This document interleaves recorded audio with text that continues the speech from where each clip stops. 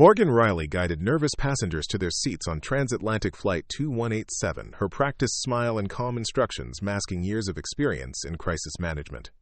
At 32, she blended into the background of commercial aviation, just another flight attendant in a crisp Navy uniform demonstrating oxygen masks and exit rows. What the passengers, her colleagues, and even the airline executives never noticed was how her eyes constantly scanned for threats, how she memorized every face that boarded, or how she could recite the exact mechanics of the Boeing 777 better than most ground engineers. Before we jump back in, tell us where you're tuning in from, and if this story touches you, make sure you're subscribed, because tomorrow, I've saved something extra special for you. Coffee, tea, or water? Morgan asked, pushing the beverage cart down the aisle with mechanical efficiency. A businessman barely looked up from his laptop as he mumbled, "Coffee, black." She poured the drink with steady hands that had once disarmed explosive devices in combat zones across 3 continents. 8 hours into the 12-hour flight from London to Los Angeles, Morgan retreated to the galley for a moment of respite. The cabin was dark, most passengers asleep as they cruised at 38,000 feet over the North Atlantic. She glanced at her watch, 2:17 a.m. London time, and suppressed a yawn. The pilots would be hitting their fatigue window soon, their circadian rhythms fighting against the artificial day-night cycle of international flight. Her phone buzzed silently in her pocket. A text from her sister Eliza. Museum exhibition about women in special operations next month. They want to feature your story. Please consider it. Morgan's jaw tightened as she typed a quick response. Not interested. That life is over. She slipped the phone back into her pocket, memories threatening to surface. 5 years had passed since that final mission in eastern Ukraine, the one that had earned her both a classified commendation and a dishonorable discharge in the same week. Captain Morgan Riley, former Special Operations Combat Medic and Intelligence Specialist, now served drinks at 38,000 feet and demonstrated how to fasten seatbelts. Her new colleagues saw only her efficient movements and perfect uniform. They never questioned why she always volunteered for flights over conflict zones, or why she insisted on reviewing emergency protocols before every departure. They didn't know about the nightmares that still woke her, gasping for air, feeling the weight of her commander's body as she dragged him across a frozen field while bullets tore through the air around them. In her small apartment in Denver, a fireproof safe contained the only remnants of her former life, a Silver Star medal in a velvet box, a combat medical badge, and a photograph of her unit, the 7 men and 2 women who had trusted her with their lives. 6 of them had made it home because of her actions that night. 3, including her commanding officer Major Daniel Hargrove, had not. The official report claimed operational negligence, that Morgan had disobeyed direct orders, endangering the mission and resulting in casualties. What the report didn't mention was that the intelligence they'd been given was fatally flawed, the extraction point compromised before they'd even landed. It didn't mention how Morgan had detected the ambush, how she'd created a medical diversion that allowed most of the team to escape, or how she'd stayed behind with the wounded. The memory of Major Hargrove's last words still haunted her. "Riley, get them out. That's an order." She had tried to save him too, but the blood loss was too severe. By the time reinforcements arrived, 3 good soldiers were dead, and Morgan's military career was effectively over. Colonel Victoria Blackwood, the investigation lead, had made her decision before the debriefing even began. Specialist Riley demonstrated a reckless disregard for command structure, the colonel had declared to the review board. Her actions, while potentially well-intentioned, represent a dangerous independence that cannot be tolerated in special operations. Morgan had stood at attention, eyes forward, as Blackwood dismantled her 11-year military career in under 15 minutes. The fact that Morgan had saved 6 lives was dismissed as fortunate, but irrelevant. "The turbulence ahead might get rough," Captain Ellis announced over the intercom, pulling Morgan back to the present. "Please return to your seats and fasten your seatbelts." Morgan secured the galley and made her way through the cabin, checking seatbelts and stowing loose items. The plane shuddered slightly as they entered a bank of clouds. In the cockpit, Captains Ellis and Ramirez monitored the weather system, a massive front stretching across their flight path. The aircraft was well equipped to handle turbulence, but passenger comfort would suffer. What none of them knew was that this particular storm contained an atmospheric anomaly, a pocket of air with unusual electrical properties that would soon test every system on the aircraft. 3 hours later, as dawn broke over the Atlantic, TransAtlantic Flight 2187 diverted northward to avoid the worst of the weather.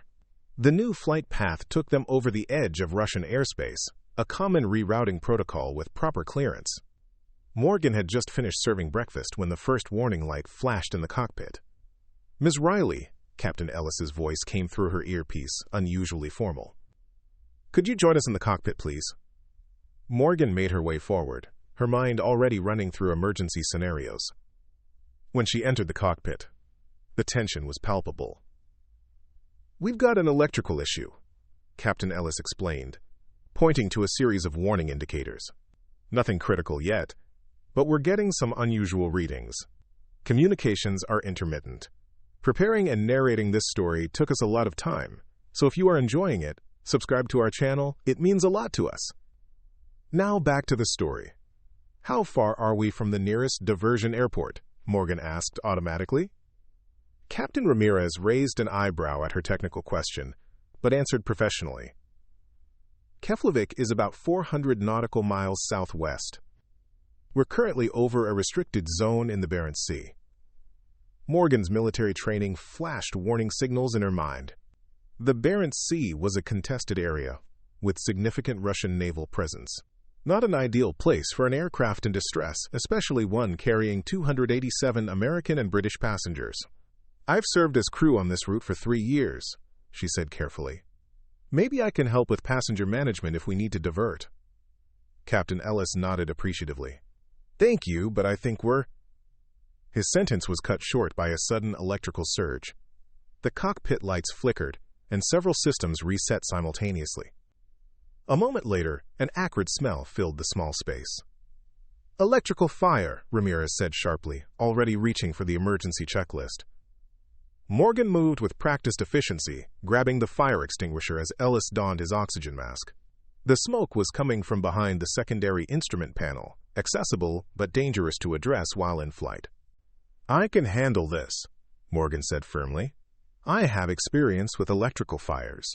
Neither pilot had time to question her assertion as the smoke thickened. Morgan carefully removed the access panel and identified the source. A wire bundle near the communications array was smoldering. Using the extinguisher would risk damaging other critical systems. "I need a bottle of water and the insulated gloves from the galley emergency kit," she said with such natural authority that Captain Ramirez immediately called the senior flight attendant to bring the items. With precise movements that betrayed years of technical training, Morgan isolated the burning wires and doused them with water, careful to contain the liquid to the affected area. The smoke dissipated, but the damage was done. Half the communication system was offline, and several navigation displays showed inconsistent readings. "How did you know how to do that?" Captain Ellis asked, his expression a mixture of relief and suspicion. "My father was an aircraft mechanic," Morgan replied smoothly, the practiced lie rolling off her tongue. "I picked up a few things." In reality, she had trained extensively on aircraft electrical systems during her special operations days. Their team often deployed from various aircraft, and technical knowledge could mean the difference between a successful extraction and being stranded in hostile territory. The momentary crisis averted, Morgan returned to the cabin, instructing the other flight attendants to continue normal service while maintenance protocols were followed. The passengers remained blissfully unaware of the cockpit drama, most of them watching movies or sleeping as they crossed the Atlantic. An hour later, the plane suddenly lurched, dropping several hundred feet in seconds.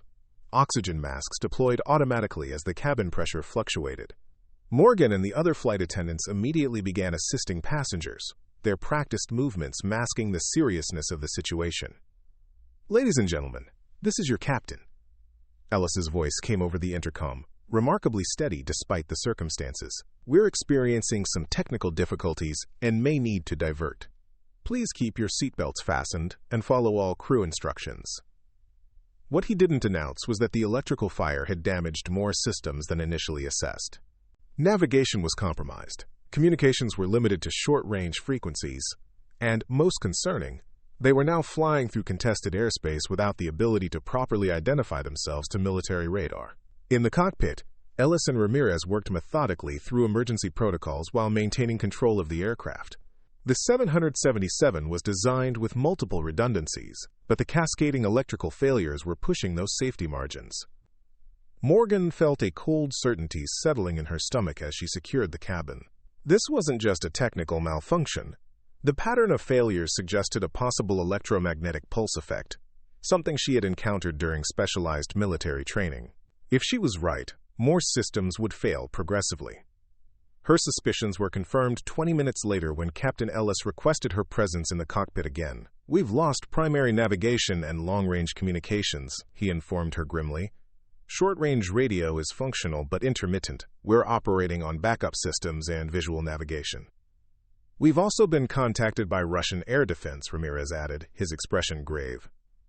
"They're demanding identification and flight plan verification, but our transponder is malfunctioning. They're treating us as a potential threat." Morgan's military training kicked into high gear. "Have they sent intercept aircraft?" Both pilots looked at her sharply, surprised by her immediate grasp of the situation. "Two fighters approached 5 minutes ago," Ellis confirmed.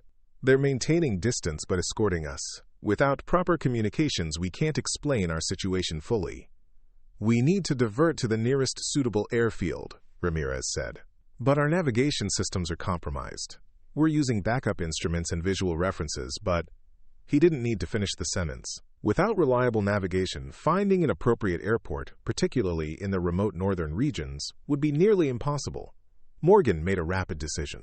"Captain, I think there's something you should know about my background." Before she could continue, a violent shudder ran through the aircraft. Warning alarms blared as multiple systems failed simultaneously. Captain Ellis clutched his chest suddenly, his face contorting in pain. "Steve!" Ramirez turned to his colleague with concern, just as Ellis slumped forward in his seat. "Heart attack," Morgan assessed immediately, years of combat medical training taking over. She pulled Ellis from his seat while maintaining his oxygen supply, laying him flat on the cockpit floor. "Continue flying the aircraft," she instructed Ramirez sharply. "I'll handle this." Morgan began CPR, her movements precise and efficient. Between compressions, she called for the emergency medical kit and AED through her headset. The senior flight attendant arrived moments later, eyes widening at the scene. "Take over compressions," Morgan ordered, already preparing the AED. Her voice carried the unmistakable authority of someone accustomed to emergency medical situations. The flight attendant complied without question. As Morgan worked to stabilize Ellis, Ramirez struggled with the increasingly unresponsive aircraft. The electrical issues had spread to the hydraulic systems, making the control surfaces sluggish and unpredictable. "We're losing altitude," he reported tensely, fighting the yoke. "And the Russians are demanding we change course immediately." Morgan glanced up from the medical emergency, her mind calculating options. Ellis had stabilized but remained unconscious. He wouldn't be flying anytime soon. A new alarm blared, and Ramirez's face drained of color. "We've got smoke in the avionics bay," he reported, reaching for his oxygen mask. As he secured it to his face, his movements became suddenly uncoordinated. "Captain Ramirez?" Morgan moved toward him, recognizing the symptoms immediately. "Hypoxia. The oxygen system must be compromised." Ramirez's eyes rolled back as he lost consciousness, slumping against the controls and sending the aircraft into a steep bank. Morgan lunged for the yoke, pulling back to level the wings as the senior flight attendant screamed behind her. "Get back to the cabin," Morgan ordered, her voice leaving no room for argument. "Secure all passengers and prepare for emergency descent. Tell no one what's happening up here." Alone in the cockpit with two unconscious pilots, Morgan Riley faced the most critical moment of her life since that fateful night in Ukraine. The aircraft was damaged, descending through hostile airspace, with Russian fighters flanking both wings. They were leaking fuel, losing electrical systems, and operating on minimal instrumentation. She secured Ramirez in his seat and took the captain's position, her hands moving across the controls with practiced familiarity that went far beyond what any flight attendant should possess. The truth was, Morgan Riley had logged over 1,200 hours in military aircraft, including emergency protocol training on multiple commercial platforms. The plane continued to descend, now passing through 35,000 feet. The backup oxygen system kicked in, providing Morgan with clear air as she assessed their situation. The navigation systems were giving contradictory information, but she could see coastline ahead, likely northern Norway or Finland. Morgan keyed the radio, hoping the short-range communications were still functional. Mayday, Mayday, Mayday. TransAtlantic 2187 declaring emergency. Dual pilot incapacitation. Multiple system failures. Descending through flight level 350. Request immediate assistance and clearance to nearest suitable airfield. Static answered her call, broken occasionally by fragments of response too garbled to understand. The Russian fighters maintained their position, clearly visible through the cockpit windows. They hadn't opened fire, a good sign that they recognized the aircraft as civilian despite the transponder issues. Morgan's mind raced through her options. They needed to land soon, but without communications or reliable navigation, finding an appropriate airport was nearly impossible. The coastline provided some reference, but the northern regions were sparsely populated, with limited facilities capable of handling a 777. She made a decision and keyed the cabin intercom. "Ladies and gentlemen, this is Flight Attendant Riley speaking from the flight deck. Both pilots are currently indisposed due to a medical emergency. I have flight experience and am in control of the aircraft. We are diverting to the nearest suitable airport for emergency landing. Please remain calm and follow all crew instructions." The half-truth was necessary, telling 287 passengers they were over hostile territory with a flight attendant piloting a damaged aircraft would cause panic. The other flight attendants would understand the coded message and implement emergency procedures. Morgan focused on flying, drawing on every hour of her military training. The 777 handled differently from the military aircraft she'd piloted, but the principles remained the same. She needed altitude, speed, and heading, the fundamentals of flight that transcended specific platforms. As they descended through 30,000 feet, the radio crackled to life with a clear voice speaking English with a Norwegian accent. TransAtlantic 2187. This is Bodo Approach. We have you on radar. Be advised you are currently 70 nautical miles northwest of our position and approaching Norwegian airspace. Russian interceptors have notified us of your emergency. Morgan nearly cried with relief at the sound of the controller's voice. Bodo Approach. TransAtlantic 2187. We have dual pilot incapacitation, flight attendant at controls. Aircraft has multiple electrical and navigation failures, possible fuel leak, and we are descending to 25,000 feet. Request immediate vectors to nearest suitable landing field. There was a pause before the controller responded, his tone professional despite the unprecedented situation. TransAtlantic 2187 understood. Bodo Airport can accept your aircraft. Turn to heading 135, descend and maintain 20,000 feet. We are activating full emergency protocol and will provide continuous guidance. Be advised our runway is 3,394 meters, sufficient for your aircraft type. Morgan executed the turn, aligning the damaged 777 toward salvation. The Russian fighters peeled away as they crossed into Norwegian airspace, replaced shortly by 2 Norwegian F-16s that took up escort positions. In the cabin, the other flight attendants managed the increasingly anxious passengers with remarkable professionalism, despite knowing their lives were in the hands of a colleague rather than a trained pilot. They had no idea that their seemingly ordinary coworker had once been among the most decorated combat medics and specialists in special operations. As they descended toward the Norwegian coast, Morgan ran through the emergency landing checklist, her memory recalling procedures from training exercises years earlier. The aircraft was responding, though sluggishly, and the backup systems remained functional enough for controlled flight. TransAtlantic 2187, you are now 50 nautical miles from Bodo, the controller updated. We have emergency services standing by. Can you provide details on pilot conditions and your flight experience? Morgan took a deep breath. Both pilots suffered medical emergencies. Captain Ellis appears to have had a cardiac event, stabilized but unconscious. First Officer Ramirez lost consciousness due to suspected hypoxia. Regarding my experience, she hesitated, then committed to the truth. I have approximately 1,200 hours in military aircraft, including emergency procedure training. No commercial certification. The silence that followed spoke volumes before the controller responded, his voice carefully neutral. Understood. TransAtlantic 2187. We have a Norwegian Air Force pilot providing technical consultation. Stand by for his guidance. Minutes later, a new voice came over the radio, calm, authoritative, and unmistakably military. TransAtlantic 2187. This is Major Lars Eriksson, Norwegian Air Force.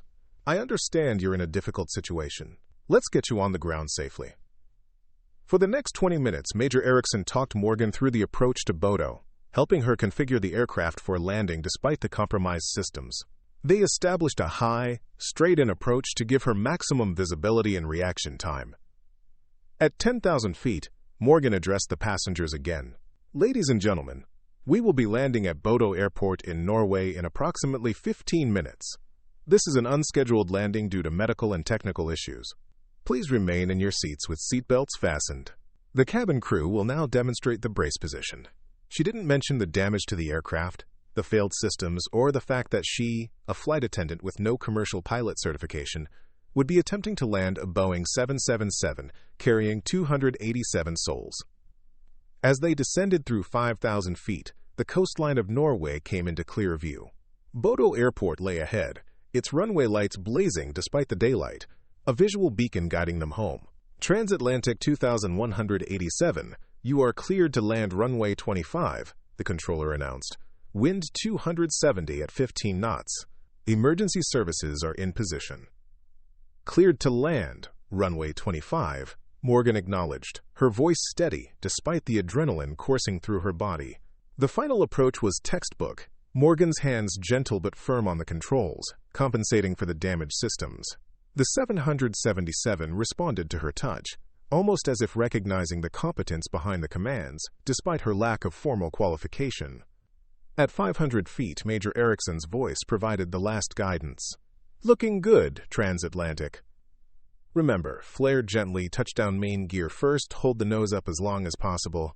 You've got this. The massive aircraft settled onto the runway with a firm but controlled touchdown, the main landing gear absorbing the impact before the nose wheel gently met the tarmac. Morgan applied reverse thrust and braking, bringing the wounded aircraft to a safe stop as emergency vehicles raced alongside. Only when the 777 had completely stopped, surrounded by fire trucks and ambulances, did Morgan Riley allow herself a single deep breath.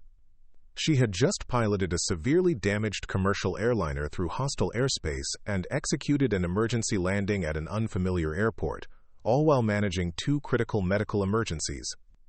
As emergency personnel boarded the aircraft and medical teams rushed to the cockpit, Morgan remained at the controls, running through shutdown procedures with the same methodical precision that had characterized her entire response. Only when the engines spooled down did she finally remove her headset and step back from the captain's seat. A Norwegian Air Force officer entered the cockpit, his expression a mixture of disbelief and admiration as he surveyed the scene, two unconscious pilots, and a flight attendant who had just accomplished the impossible. You must be Riley, he said, extending his hand. Major Eriksson. That was exceptional flying. Morgan shook his hand automatically, the reality of what she had just done finally beginning to sink in. Just doing my job, she replied, the irony of the statement not lost on her. This hadn't been her job for 5 years, not since Colonel Blackwood had stripped her of her career and identity with a single decision. As paramedics rushed the pilots to waiting ambulances, Norwegian officials and airline representatives converged on the scene. Morgan found herself ushered into a private room at the airport, surrounded by officials demanding explanations for her unexpected piloting abilities. The airline's regional director, a stern woman named Patricia Winters, led the questioning. Ms. Riley, your personnel file indicates no flight experience whatsoever. Yet you just landed a Boeing 777 with multiple system failures. I think you owe us an explanation. Morgan sat silent for a moment, weighing her options. For 5 years, she had buried her past, accepting her dishonorable discharge and the official narrative that had destroyed her military career. Now, that same past had saved 287 lives. My name is Morgan Riley, she began slowly. Former captain, United States Army Special Operations, combat medic and intelligence specialist, with additional qualification as aircraft systems technician and emergency pilot. She met Winter's startled gaze directly. My military record was classified following an operation in eastern Ukraine 5 years ago. I was discharged under circumstances I'm not at liberty to discuss, even now. The airline representatives exchanged glances, clearly unprepared for this revelation. Before they could respond, the door opened, and a tall figure in a Norwegian Air Force uniform entered, Major Eriksson, the pilot who had guided her through the landing. "Ms. Riley," he said formally, "there's someone here who would like to speak with you." He stepped aside, revealing a face Morgan had hoped never to see again, Colonel Victoria Blackwood, now wearing the insignia of a brigadier general. "Captain Riley," Blackwood said, using Morgan's former military rank. "It seems we have much to discuss." In her small Denver apartment, the safe containing Morgan's Silver Star remained locked, the metal hidden away like her past. But as she faced General Blackwood across the room in Bodo, Norway, Morgan Riley stood tall, no longer hiding the soldier she had been, and perhaps still was. The passengers of TransAtlantic Flight 2187 disembarked safely in Norway, unaware that their ordinary flight attendant had just performed one of the most remarkable feats of aviation in commercial history. As news crews gathered outside the airport and social media began to buzz with rumors of the emergency landing, Morgan Riley prepared to confront not just General Blackwood, but the past she had been running from for 5 long years. The truth was about to emerge, one way or another. And this time, Morgan wouldn't be silenced. The sterile conference room at Bodo Airport felt like an interrogation chamber. Morgan sat rigidly in her chair, facing General Victoria Blackwood across the polished table. 5 years had passed since they'd last been in the same room, the military tribunal where Blackwood had systematically dismantled Morgan's career. "I must say, Captain Riley, your landing was remarkable," Blackwood began, her voice carrying the same clipped precision Morgan remembered. "Major Eriksson tells me you executed textbook emergency procedures under extraordinary circumstances." "It's Ms. Riley now," Morgan corrected flatly. "You made sure of that, General." Blackwood's expression remained unreadable. "The situation in Ukraine was complex. You disobeyed direct orders. I'd saved 6 lives, and 3 were lost." The familiar argument hung between them, unchanged by the passing years. Morgan fought to keep her breathing steady, the old rage threatening to surface. "I didn't come here to rehash the past," Blackwood continued, sliding a tablet across the table. "I came because of this." Morgan glanced at the screen, a classified intelligence brief dated 3 days earlier. The document detailed Russian military activity in the Barents Sea, including the deployment of a new electromagnetic pulse weapon system being tested in international waters. "Your flight path took you directly through the test zone," Blackwood explained. "The, quote, electrical failures you experienced were consistent with a low-level EMP exposure. It wasn't an accident." Morgan processed this information, her tactical mind immediately grasping the implications. "You think we were deliberately targeted?" Number. The Russians claim it was an unauthorized test that shouldn't have affected civilian aircraft. They're blaming a rogue commander. Blackwood's tone made it clear she didn't entirely believe this explanation. "What concerns me is that a civilian airliner with 287 passengers ended up in restricted airspace during a weapons test." The implication was clear. This was potentially an international incident. Morgan understood why Blackwood had appeared so quickly. This wasn't about her, it was about damage control. "The airline is already facing questions," Blackwood continued. "How did a flight attendant with no commercial certification land a 777? Why was the aircraft diverted into contested airspace? The media is gathering outside this airport as we speak." Morgan leaned forward.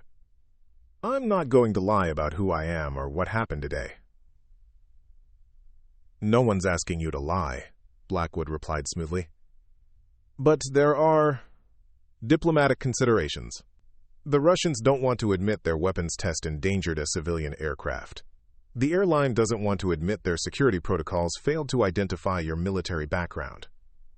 And you don't want to explain why someone qualified to pilot aircraft in emergency situations was serving drinks instead of flying," Morgan finished.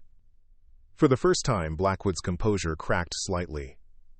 "Your discharge was handled according to protocol." "My discharge was a cover-up," Morgan said quietly. "You needed a scapegoat for an intelligence failure that got 3 soldiers killed, including a decorated major." The door opened before Blackwood could respond, and Morgan's immediate supervisor from TransAtlantic Airlines entered, looking flustered. "Ms. Riley, there are reporters everywhere," she said breathlessly. "The airline's CEO is on his way from London. They're calling you a hero, but they're also asking questions about your background." Morgan stood, suddenly exhausted. "What happens now?" "You'll be placed on administrative leave pending a full investigation," her supervisor replied, not meeting her eyes. "Standard protocol for unusual incidents." "Unusual incidents," Morgan repeated tonelessly. "I just saved your aircraft and 287 lives." "And we're grateful," the woman assured her quickly. "But there are procedures." "I understand procedures," Morgan interrupted. "I'll pack my things." As she turned to leave, Blackwood called after her. "This isn't over, Captain Riley. We need to talk further." Morgan didn't look back. "I believe we've said everything that needs saying, General." The next 48 hours passed in a blur. Morgan was sequestered in a hotel near the airport, instructed not to speak to the press or use social media. Both pilots survived. Captain Ellis had indeed suffered a heart attack but was stable after emergency surgery, while First Officer Ramirez had recovered from the hypoxia with no lasting effects. The passengers had been rerouted to their destinations, many of them still unaware of the full drama that had unfolded in the cockpit. But the story was breaking internationally. Flight attendant with mysterious military past lands crippled airliner. Morgan watched the coverage on her hotel television, feeling strangely detached from the narrative unfolding about her. Some reports painted her as a hero. Others questioned why someone with her skills had concealed her background from her employer. Military experts speculated about her former role, some coming uncomfortably close to the classified truth. Her phone had been ringing constantly. Family, former colleagues, journalists. She answered only her sister's calls. "You're trending on Twitter," Eliza informed her during their third conversation. "They're calling you the, quote, guardian angel of Flight 2187. "They don't know the whole story," Morgan replied, staring out the hotel window at the Norwegian coastline. "Maybe it's time they did," Eliza suggested gently. "You've been carrying this alone for 5 years, Morg." Before Morgan could respond, a text message appeared on her screen. An unmarked car would collect her in 30 minutes for a meeting with airline executives. No further details. The TransAtlantic Airlines European headquarters occupied a modern glass building in downtown Oslo. Morgan was escorted through a private entrance, avoiding the media encampment at the main doors, and led to an executive conference room on the top floor. Inside waited a group that made her military-trained senses immediately go on high alert. Harrison Wells, CEO of TransAtlantic, Patricia Winters, the regional director she'd met earlier, 2 airline attorneys, a man Morgan recognized as the Norwegian Civil Aviation Authority Director, and, most surprisingly, General Blackwood, accompanied by a State Department official. "Ms. Riley," Wells began once she was seated. "First, let me express our profound gratitude for your actions. You saved our aircraft and everyone aboard. That said, we find ourselves in a complicated situation." Morgan remained silent, recognizing the carefully choreographed nature of this meeting. Whatever was coming had been decided before she entered the room. "The incident has raised security concerns," Winters added. "Your application to TransAtlantic included no mention of military service, let alone special operations training." "My military record was sealed as part of my discharge agreement," Morgan replied evenly. "I was legally prevented from disclosing it." The CEO leaned forward. "Nevertheless, you possessed skills and training directly relevant to your employment that you deliberately concealed. Our background checks should have caught this discrepancy." "Which means your security protocols failed," Morgan observed. "Is that why I'm here? To take responsibility for your inadequate vetting?" The room tensed at her directness. The airline attorneys exchanged glances.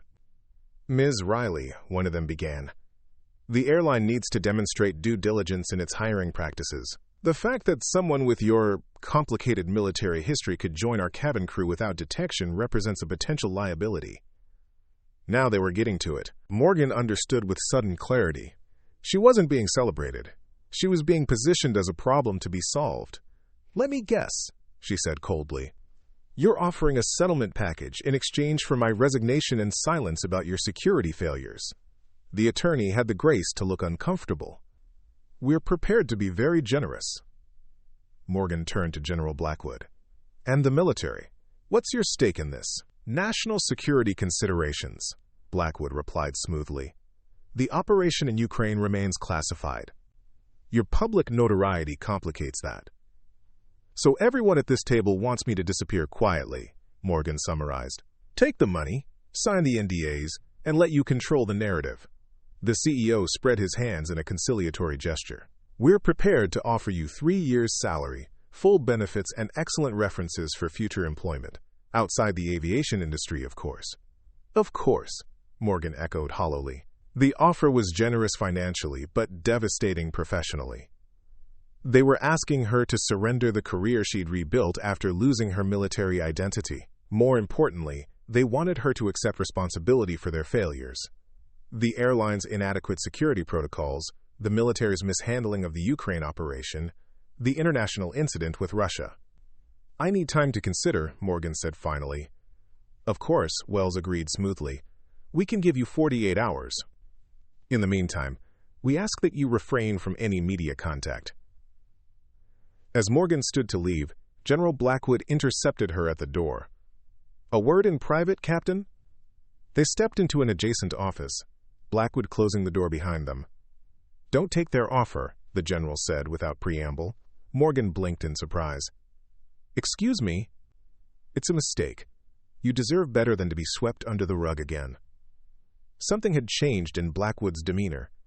The rigid military formality had softened slightly. "Why do you care?" Morgan asked bluntly. "You were happy enough to end my career 5 years ago." Blackwood's expression tightened.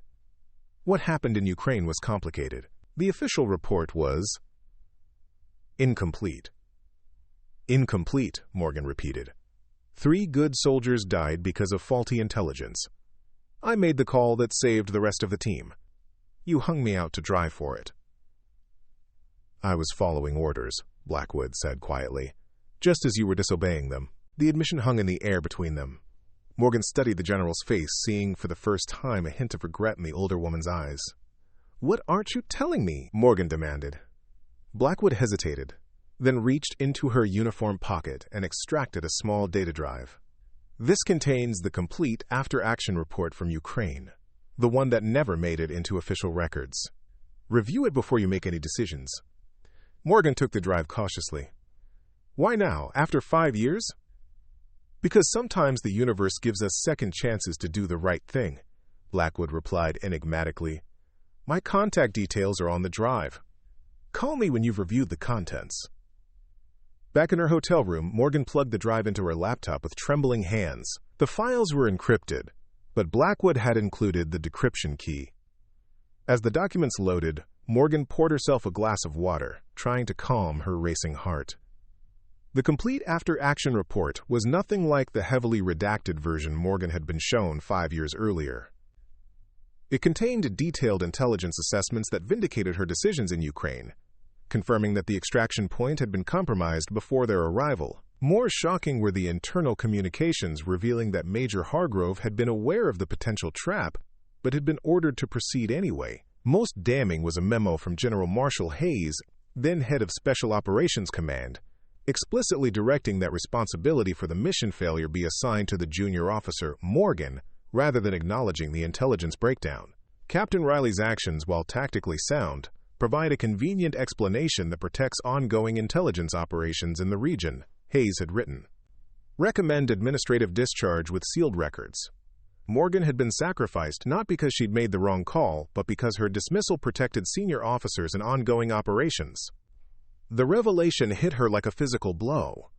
5 years of doubt, 5 years of questioning her own judgment, 5 years of believing she'd failed her team, all based on a deliberate lie.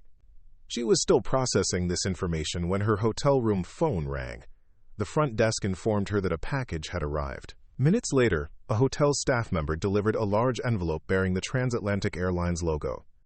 Inside was her termination letter, effective immediately, along with settlement documents prepared for her signature. The airline hadn't even waited for her 48-hour consideration period. A handwritten note from the HR director explained that, due to the sensitive nature of the situation, they had decided to accelerate the resolution process. Morgan stared at the papers, a cold fury building inside her. They weren't even pretending anymore. They wanted her gone, her story buried, the whole incident relegated to a footnote in company history. Her phone chimed with a news alert. Clicking the link, she found herself watching a TransAtlantic Airlines press conference. CEO Harrison Wells stood at a podium, delivering a carefully crafted statement. While we appreciate Ms. Riley's actions during the emergency, we must emphasize that she violated company policy by accessing the flight deck without authorization and misrepresenting her qualifications during the hiring process. TransAtlantic Airlines maintains the industry's highest security standards, which Ms. Riley deliberately circumvented. The statement continued, systematically shifting blame to Morgan while positioning the airline as the responsible party addressing security concerns. They were rewriting history in real time, transforming her from hero to security risk before the dust had even settled. Morgan turned off the television, her decision made. She would not sign their papers. She would not disappear quietly. After 5 years of living with a lie about Ukraine, she refused to accept another false narrative about Flight 2187. She reached for her phone to call Blackwood but hesitated when she saw a new email notification. The sender was anonymous, but the subject line froze her blood. The truth about Ukraine. Public release imminent. The email contained no text, only an attachment, a video file. With growing dread, Morgan played it. The footage showed a news studio preparing for a broadcast, a teleprompter visible with the beginning of a story. Exclusive. Classified documents reveal military cover-up in Ukraine operation that killed 3 American soldiers. Former Captain Morgan Riley, recently in headlines for landing a commercial airliner, was scapegoated to protect high-ranking officers. The video ended abruptly. Someone was preparing to release the classified information about Ukraine, information that could damage national security, regardless of how it vindicated Morgan personally. Before she could process this development, her phone rang. The caller ID showed General Blackwood. "Have you seen it?" Blackwood asked without preamble when Morgan answered. "The news segment they're preparing? Yes. How did this happen?" "The drive I gave you was copied. Someone is using this information to create a much bigger story, not just about you, but about systemic failures in military intelligence." Morgan's mind raced. Who would have access to this, and why now? "We believe it's connected to the Russian EMP test," Blackwood explained. "They're trying to divert attention from their weapons program by exposing our past mistakes. Your sudden public profile made you the perfect focal point." The pieces clicked into place. "They're using me to create an international scandal." "Exactly, and it's working." Major news networks are already pursuing the story. Once this breaks, the focus won't be on Russian weapons tests in international airspace. It will be on American military cover-ups. Morgan paced her hotel room, possibilities and consequences spinning through her mind. "What do you need from me?" "Come to the embassy in Oslo. Now, we need to get ahead of this." 2 hours later, Morgan found herself in a secure room at the American embassy, surrounded by military, intelligence, and diplomatic personnel. On a large screen, they watched international news coverage, tracking the developing story. Multiple outlets were now reporting on allegations of a military cover-up involving Morgan Riley. "This is escalating faster than we anticipated," said Robert Carrington, the embassy's intelligence liaison. "Russian media is particularly aggressive with the story." "Of course they are," Blackwood replied grimly. "They're controlling the narrative." Morgan watched the coverage with a sense of unreality. Her personal vindication was being weaponized as an international propaganda tool. The truth she had craved for 5 years was emerging in the worst possible way. "What's our play here?" she asked, addressing the room at large. Ambassador Elaine Foster, who had been listening silently, finally spoke. "We need to neutralize this story before classified operational details become public. That means getting ahead of it with our own narrative." "Which is," Morgan pressed. "A limited acknowledgement of administrative errors in your case," Foster replied. "Enough to satisfy public curiosity without compromising sensitive information." Morgan laughed bitterly. "So another half-truth. Another cover-up." "It's about damage control," Carrington explained, not unkindly. We can acknowledge you were treated unfairly without exposing operational details that could endanger ongoing missions and personnel. And the airline? Morgan asked.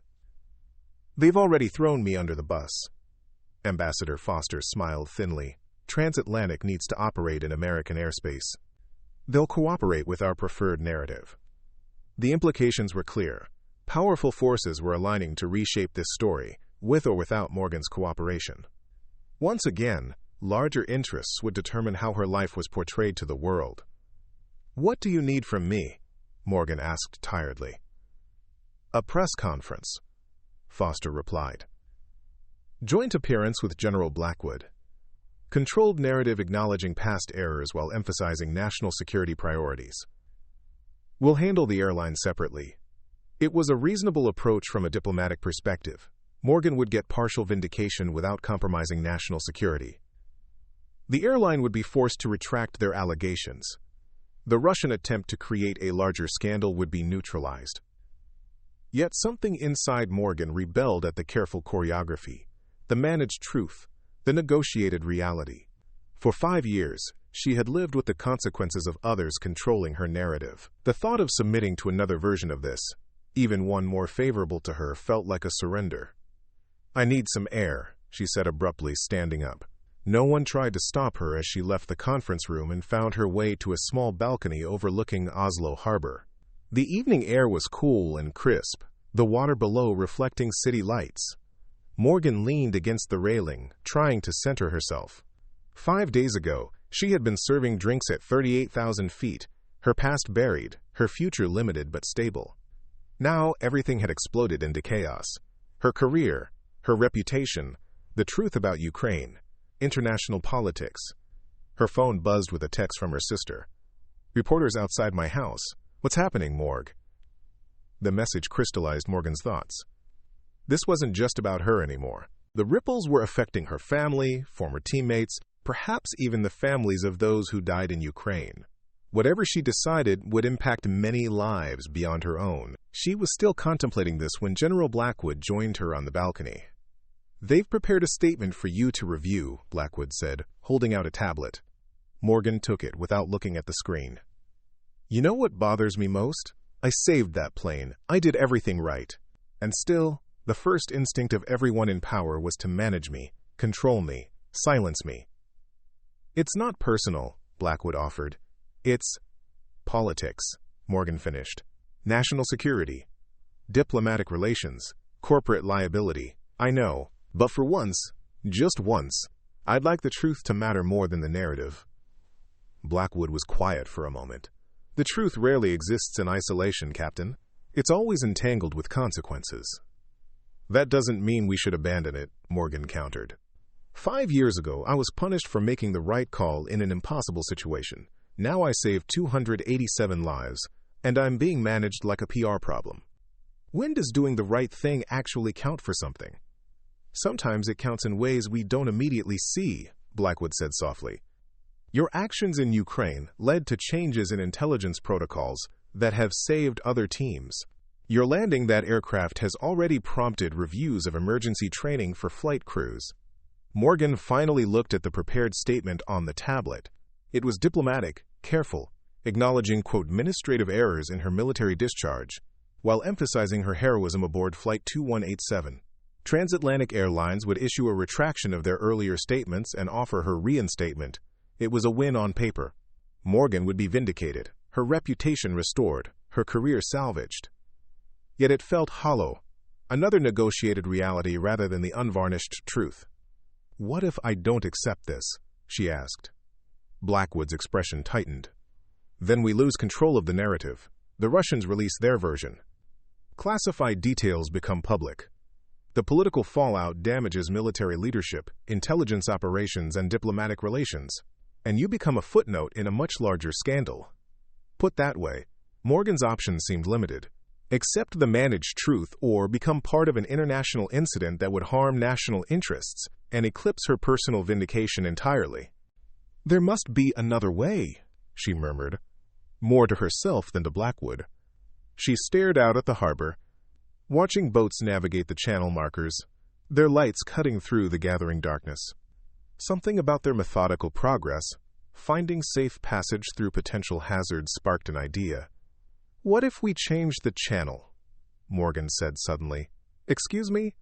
Blackwood looked confused. "Everyone's fighting over which version of my story gets told. What if we shift the focus entirely?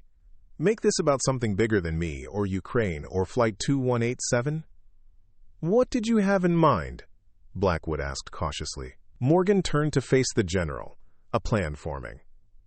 "The Russians want to create a scandal about past military mistakes to distract from their current weapons testing. The airline wants to bury their security failures. Military leadership wants to protect operational security." She paused, organizing her thoughts. "But what everyone should be focused on is the fact that a civilian airliner was exposed to a military weapons test in international airspace. That's the real story here. Not me, not Ukraine, but the vulnerability of commercial aviation to new military technologies." Blackwood considered this angle, redirecting international attention to the safety implications rather than the political ones. It could work, but it would require careful execution. "I'm not interested in careful execution," Morgan replied firmly. "I'm interested in the truth, a truth that matters more than my personal vindication." For the first time since Morgan had known her, General Blackwood smiled genuinely. "You know, Captain Riley, I'm beginning to understand why your team was so loyal to you in Ukraine." As they returned to the conference room, Morgan felt a sense of purpose she hadn't experienced in 5 years. She might not control how her story was told, but she could choose which story demanded telling. And perhaps in that choice lay a different kind of redemption than the one she had been seeking. The next 24 hours would determine whether her gambit succeeded, or whether she would become a casualty in yet another battle between competing narratives and powerful interests. Either way, Morgan Riley was done hiding in the background. The sterile conference room at the American Embassy in Oslo felt smaller by the hour. Morgan had spent the night reviewing classified documents, diplomatic cables, and news reports, while teams of military and intelligence personnel worked to contain the emerging international incident. Dawn was breaking over the Norwegian capital as Ambassador Foster entered with a fresh pot of coffee. "You should get some rest," the ambassador suggested, pouring a cup for Morgan. "I'll rest when this is resolved," Morgan replied, accepting the coffee gratefully. Her plan to redirect attention toward the Russian EMP testing had gained traction with American officials, but implementation remained complex. "The Secretary of State will be calling in 30 minutes, Foster informed her. "She wants to hear your proposal directly." Morgan nodded, feeling the weight of the moment. Just days ago, she had been an anonymous flight attendant. Now she was preparing to brief the Secretary of State on handling an international diplomatic crisis. The surreal nature of the situation wasn't lost on her. "General Blackwood sent this over," Foster added, sliding a tablet across the table. "The updated talking points for your press conference, should you agree to proceed." Morgan scanned the document, noting how carefully it had been crafted to emphasize airline safety concerns while minimizing military and intelligence aspects. It represented a compromise: truth without full disclosure, transparency without vulnerability. "This puts transatlantic airlines in an uncomfortable position," Morgan observed. "They've already started blaming me publicly. The State Department has applied significant pressure," Foster replied with a thin smile. "Let's just say their permission to operate certain routes suddenly became contingent on their cooperation.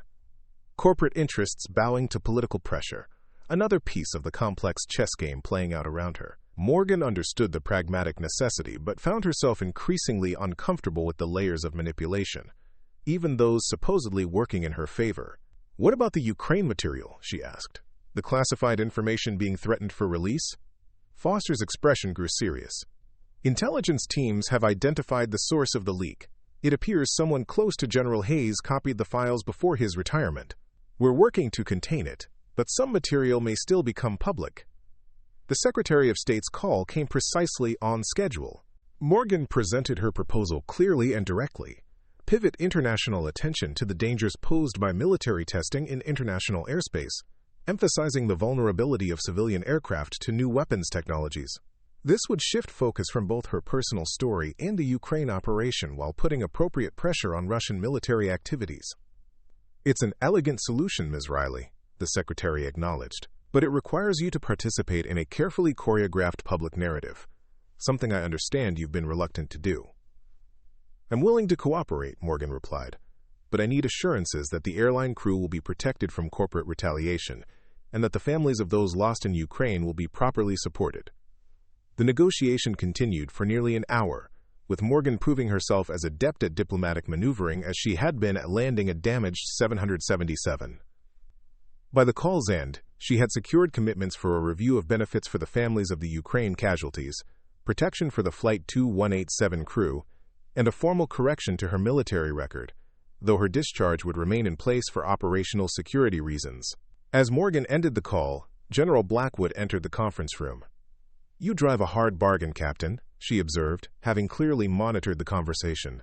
"Not a captain anymore," Morgan reminded her, though with less bitterness than before. "Perhaps not officially," Blackwood conceded. "But some titles are earned in ways no paperwork can erase." Morgan studied the general, still trying to reconcile this more supportive version with the woman who had presided over her discharge 5 years earlier. "You've changed your position considerably since Bodo," she noted. Blackwood was quiet for a moment, choosing her words carefully. 5 years ago, I was faced with an impossible choice: protect an individual soldier or protect operational security. I chose the latter. And now? Morgan pressed. "Now I see that those two imperatives aren't always in opposition," Blackwood replied. "Sometimes the right thing for the individual is also the right thing for the mission." Before Morgan could respond, her phone buzzed with a news alert. She opened it to find herself looking at a breaking story. TransAtlantic CEO resigns amid security protocol scandal. The report detailed how Harrison Wells had stepped down following revelations of systematic failures in the airline's vetting procedures. Internal documents allegedly showed that concerns about security protocols had been repeatedly deprioritized to cut costs. Flight 2187 was cited as the catalyst that had exposed these long-standing issues.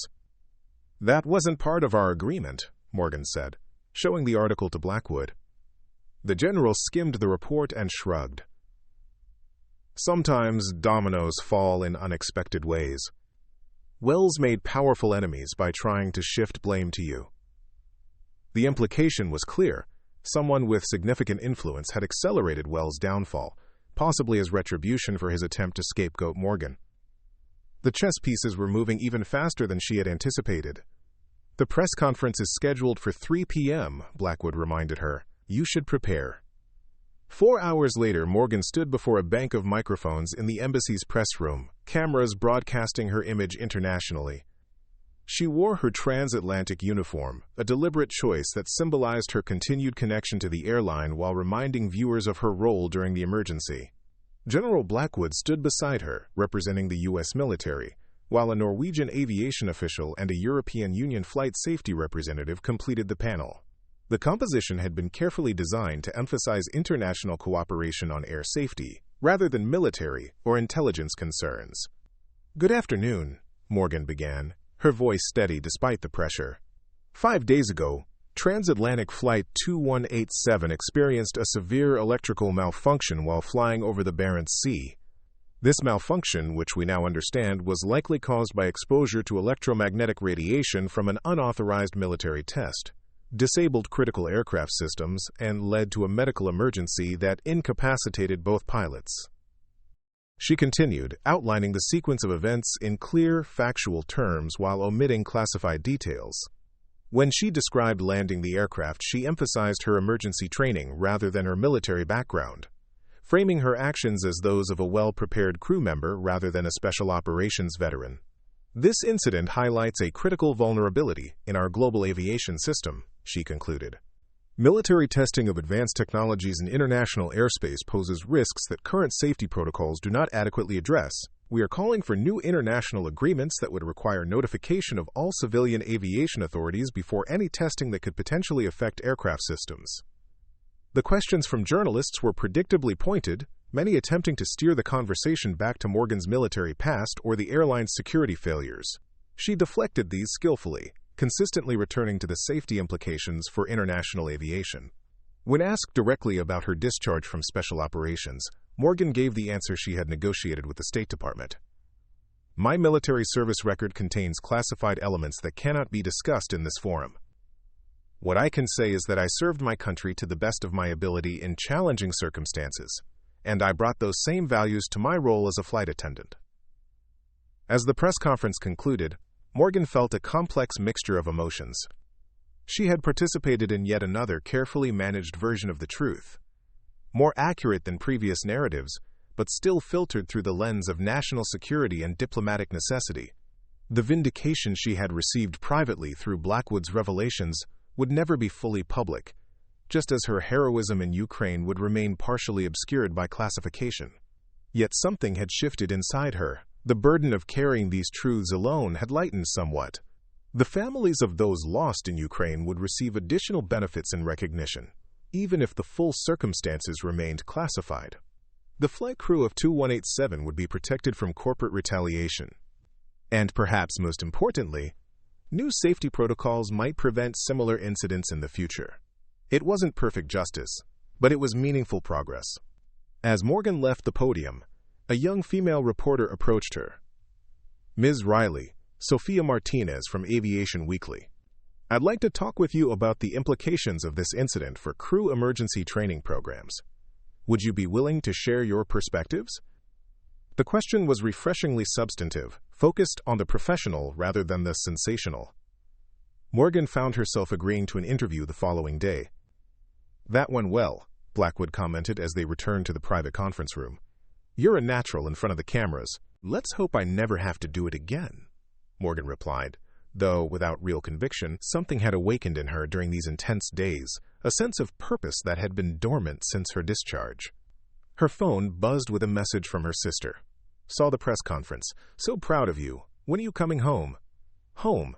The concept suddenly seemed fluid. Her apartment in Denver had been just a place to sleep between flights, not a true home. Her life had been in suspended animation since Ukraine, going through the motions without genuine engagement. What happens now? She asked Blackwood, the question encompassing far more than just the immediate future. "Officially, you're still on administrative leave from TransAtlantic pending their internal investigation," the general replied. "Though I suspect that with Wells gone, the investigation will conclude in your favor." Morgan nodded, processing this information. "And unofficially?" Blackwood hesitated, then spoke carefully. "Unofficially, several entities have expressed interest in your unique combination of skills and experience. The NTSB has inquired about a consulting role on their aviation emergency response team. The FAA is reviewing emergency protocol training requirements for commercial flight crews and would value your input." These were respectable, meaningful opportunities that would allow Morgan to use her military training in a civilian context, without the constraints of classification. Yet Blackwood's careful phrasing suggested there was more. "And?" Morgan prompted. "And," Blackwood continued reluctantly, "there's another option, though it's complicated by your discharge status." "Military?" Morgan guessed. "Not exactly. A joint program between several agencies, focusing on emergency response in complex international situations. Your experience on Flight 2187 made quite an impression in certain circles." The implication was clear, a path back to something resembling her former work, but in a different capacity. The offer was tempting, promising purpose, and the utilization of her full range of skills. Yet it also represented a return to the world of classified operations, limited transparency, and potentially compromised truths. "I need time to consider my options," Morgan said finally. Blackwood nodded, understanding. "Take all the time you need. You've earned it." That evening, Morgan sat alone in her hotel room, weighing possibilities that would have seemed impossible just a week earlier. On her laptop screen, she had pulled up the classified files Blackwood had provided about Ukraine, studying the complete picture of that fateful mission with new eyes. The facts hadn't changed. 3 good soldiers had died, including Major Hargrove. Morgan had disobeyed direct orders to save the rest of the team. But the context transformed everything. Her decision, once framed as reckless insubordination, now appeared as the correct response to a compromised operation with flawed intelligence. A knock at her door interrupted her thoughts. When she opened it, she found a young woman in a Norwegian Air Force uniform holding a small package. "Captain Riley?" "I'm Lieutenant Eva Larson," the woman said. Major Erickson asked me to deliver this to you personally. Morgan accepted the package, surprised.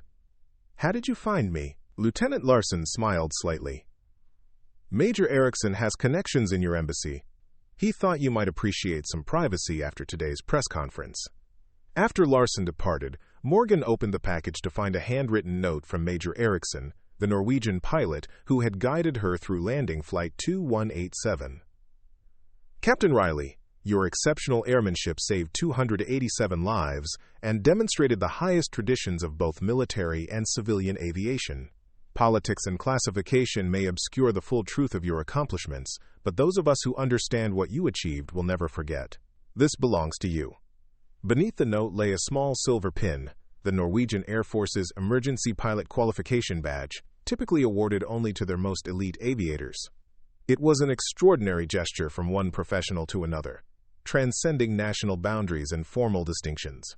Morgan held the pin, turning it over in her fingers, feeling its weight and significance. It represented recognition of her skills from someone who truly understood what she had accomplished, not just in landing Flight 2187, but in making the hard decisions that true emergencies demand. Her phone rang, displaying an unfamiliar number with a Denver area code. When she answered, the voice on the other end belonged to Andrea Reynolds, TransAtlantic's new interim CEO. Ms. Riley, Reynolds began without preamble, I want to personally apologize for the company's handling of your situation. Harrison Wells' approach did not reflect our values or our appreciation for your extraordinary actions. Morgan remained silent, waiting for the corporate doublespeak to reveal itself. I've reviewed your file extensively, Reynolds continued, both your airline record and what we've recently learned about your military background.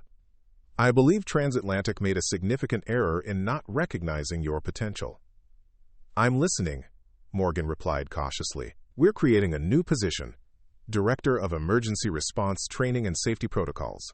The role would involve developing enhanced training programs for flight crews, coordinating with international aviation authorities on safety standards, and serving as our liaison with military and government agencies on security matters. It was a substantial offer, a senior position that would utilize her unique combination of aviation knowledge, military experience, and emergency response training. More importantly, it represented an opportunity to transform her individual experience into systemic improvements that could benefit thousands of crew members and passengers. Why me? Morgan asked directly. You must have candidates with more formal qualifications and without my complicated history. Reynolds laughed softly. Ms. Riley, you landed a crippled 777 after performing emergency medical procedures on both pilots while being intercepted by Russian fighters. I'd say that trumps formal qualifications. There was a pause before she added more seriously. Besides, your complicated history is precisely what makes you valuable. You understand both military and civilian aviation contexts, emergency medicine, and crisis management under extreme pressure. That combination is extraordinarily rare. Morgan promised to consider the offer, adding it to her growing list of possibilities. As she ended the call, she realized that for the first time in 5 years, she was facing a future defined by options rather than limitations, by potential rather than constraints. Her gaze fell on the photograph from her safe, her special operations team before the Ukraine mission. The faces of her lost comrades seemed to look back at her, particularly Major Hargrove, whose final order had been for her to save the others. I got them out, sir, she whispered to his image. Just like you ordered. The realization struck her suddenly. She had been carrying not just grief and injustice these past 5 years, but also an incomplete mission. She had saved her teammates physically, but had never completed the harder task of ensuring their sacrifices mattered, that the system that had failed them was held accountable and improved. Perhaps that was the true mission now. Not just reclaiming her own narrative, but transforming her experiences into meaningful change that would protect others. Whether through the NTSB, the FAA, TransAtlantic's new training directorate, or Blackwood's mysterious multi-agency program, she had the opportunity to ensure that both the Ukraine tragedy and the Flight 2187 miracle served greater purposes.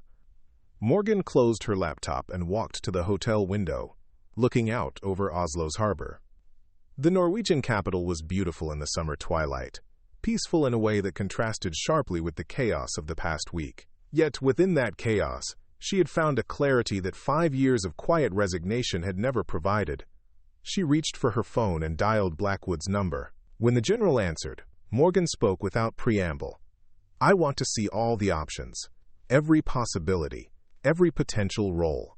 I need to understand what I'd be contributing to before I make any decisions." "Of course," Blackwood replied, sounding unsurprised. "I can arrange briefings on each opportunity starting tomorrow." "There's one condition," Morgan added firmly. "Wherever I go, whatever I do, I want to help implement new protective measures for aviation crews and passengers based on what happened on Flight 2187.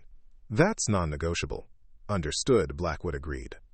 "For what it's worth, I think you're making the right choice by exploring all possibilities before committing." After ending the call, Morgan returned to the window, watching boats navigate the harbor in the fading light. 5 days ago, she had been adrift, her exceptional skills hidden behind a practiced smile, as she served drinks at 38,000 feet. Now she stood at a crossroads of purpose, with the opportunity to reclaim not just her own narrative but to shape systems that affected countless lives.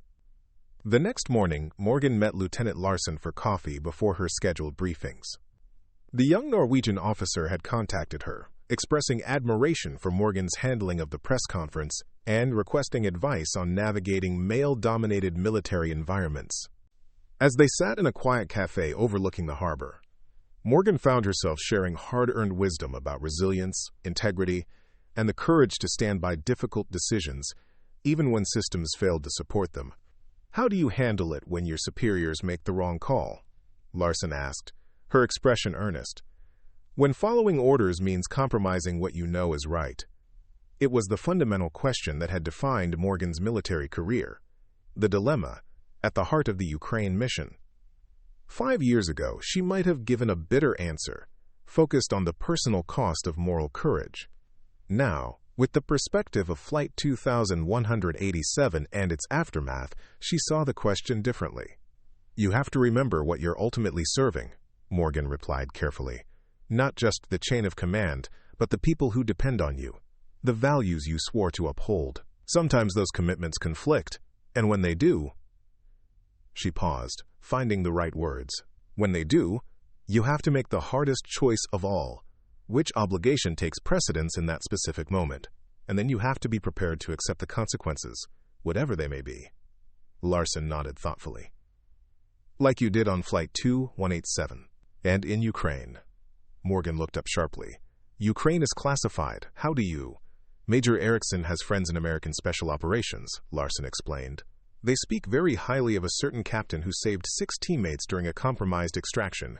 They say her career was sacrificed to protect flawed intelligence protocols.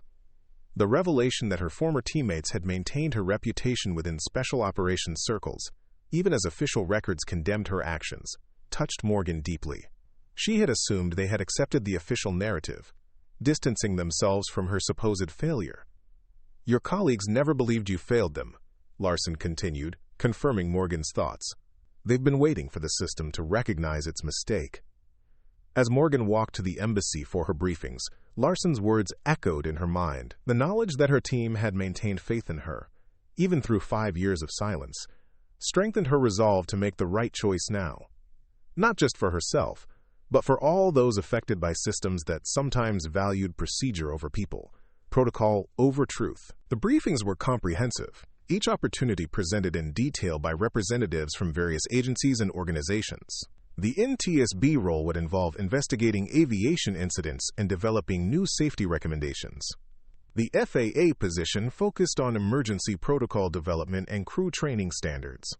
TransAtlantic's directorate would transform the airline's approach to safety and emergency response. The final briefing, presented by Blackwood herself, outlined the multi-agency program, a specialized team that responded to complex international emergencies involving civilian transportation systems in politically sensitive regions. The work would be classified. The challenge is significant, but the impact potentially greater than any of the other options. This team operates in the gray spaces between military and civilian authority, Blackwood explained. When a situation like Flight 2187 occurs, civilian emergency with military or intelligence implications, standard protocols often fail. Your experience spans both worlds, making you uniquely qualified. As the day of briefings concluded, Morgan found herself no closer to a decision. Each path offered meaningful work, the chance to transform her experiences into systemic improvements. Each also carried limitations and compromises. She walked through Oslo's streets, processing the information and searching for clarity. Her feet carried her to the harbor, where she sat watching the water, attempting to quiet her mind enough to hear her own deeper wisdom. A text message from her sister interrupted her thoughts. "Whatever you decide, remember who you are, not what they called you or what they took from you, who you really are." The simple message cut through the complexity of her situation. Who was she really? Not just Captain Riley or Ms. Riley, not just a special operations veteran or a flight attendant, but the person who existed beneath all those labels and experiences. The answer came with surprising clarity. She was someone who acted with courage when systems failed, who prioritized lives over protocols, who found ways forward when standard procedures proved inadequate. That was true in Ukraine, true on Flight 2187, and would be true wherever she went next. With that understanding came the realization that the specific role mattered less than how she approached it. Any of these positions could become a platform for meaningful change if she brought her full self to the work, refused to accept inadequate systems, and maintained her commitment to truth even when it was complicated by classification, politics, or corporate interests. As sunset painted Oslo's harbor in gold and crimson, Morgan Riley made her decision, not based on which opportunity offered the most prestige or the clearest vindication, but on where she could best serve the values that had guided her through both triumph and tragedy. Tomorrow she would inform Blackwood of her choice. Tonight, she would call her sister and share the truth that had finally settled in her heart. After 5 years of hiding in plain sight, Morgan Riley was ready to step fully into her power and purpose, wherever that journey might lead. 6 months after the events of Flight 2187, Morgan Riley stood at a podium in the TransAtlantic Airlines Training Center in Denver. Before her sat 24 flight attendants and pilots, their faces attentive as she led them through a new emergency response protocol she had developed. "Standard operating procedures are essential," she explained, her confidence evident in every word. "But the most dangerous emergencies are rarely standard. That's why adaptive response training is critical." As Director of Emergency Response Training and Safety Protocols, a position created specifically for her following the Flight 2187 incident, Morgan had transformed how the airline prepared its crews for crisis situations. Her program emphasized not just procedural knowledge but cognitive flexibility, stress management under extreme conditions, and rapid decision-making when standard protocols failed. "The goal isn't to memorize every possible emergency scenario," she continued. "It's to develop the critical thinking skills that allow you to navigate unprecedented situations with clear judgment and decisive action." Among the trainees, Morgan noticed a young flight attendant watching her with particular intensity. Sophia Chen had joined TransAtlantic just 3 months earlier, her technical aptitude and calm demeanor marking her as someone with exceptional potential. After the session concluded, Chen approached the podium hesitantly. "Director Riley, could I ask you something?" Morgan nodded encouragingly, recognizing the nervous determination in the young woman's expression. "I've been reviewing the Flight 2187 case study," Chen began.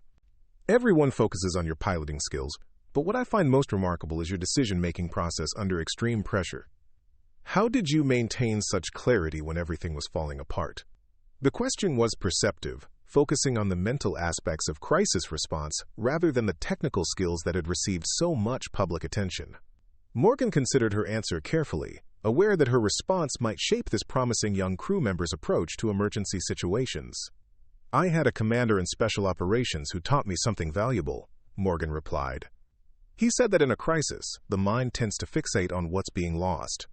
Time, options, resources. But the key to effective response is to focus relentlessly on what remains available to you." She leaned against the podium, warming to the topic. "On Flight 2187, we lost primary navigation, long-range communications, both pilots, and several critical systems. But I concentrated on what we still had: short-range radio, backup instruments, my training, and support from air traffic control. When you inventory your remaining assets rather than dwelling on your losses, viable pathways often emerge." Chen absorbed this wisdom with evident appreciation. "That's incredibly helpful. Thank you." As the young woman turned to leave, Morgan added, "Chen, if you're interested, I'm putting together a specialized team for our new Enhanced Emergency Certification program. Your evaluation suggests you'd be an excellent candidate." The surprise and pleasure on Chen's face reminded Morgan of her own early career moments when a superior had recognized her potential. These small acts of mentorship had become one of the most satisfying aspects of her new role. Later that afternoon, Morgan entered the executive conference room for her quarterly briefing with TransAtlantic's leadership team. CEO Andrea Reynolds greeted her warmly, a stark contrast to the hostile corporate environment Morgan had faced immediately after the emergency landing. "Morgan, perfect timing. We were just reviewing the preliminary data from your new training program," Reynolds indicated, the presentation displayed on the room's main screen. "Impressive results across all metrics.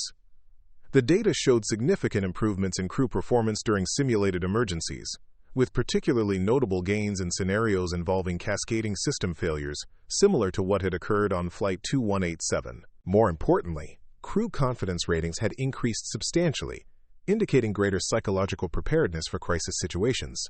The program is working," Morgan acknowledged, "but we need to expand its scope. Currently, we're focusing primarily on in-flight emergencies, but our protocols for international incidents involving military or diplomatic complications remain inadequate." She proceeded to outline her proposal for a more comprehensive approach that would incorporate lessons from her classified experiences without compromising sensitive information. The presentation reflected how thoroughly Morgan had integrated her military background with her airline expertise, creating something unique and valuable from the combination of these seemingly disparate careers. As the meeting concluded, Reynolds held Morgan back for a private word. "The International Air Transport Association has taken notice of your program. They've invited you to present at their Global Safety Summit next month in Geneva." Morgan's eyebrows rose. The IATA Summit was the premier international forum for aviation safety developments, attended by airlines and regulatory authorities from around the world. An invitation to present represented significant recognition of her work. "That's not all," Reynolds continued. "The FAA has requested your input on their updated emergency response regulations. It seems you've become something of an authority in the field." Morgan accepted these developments with measured satisfaction. 6 months earlier, she had been an anonymous flight attendant with a hidden past. Now her expertise was being sought by the industry's leading organizations. The transformation was profound, but not without complications.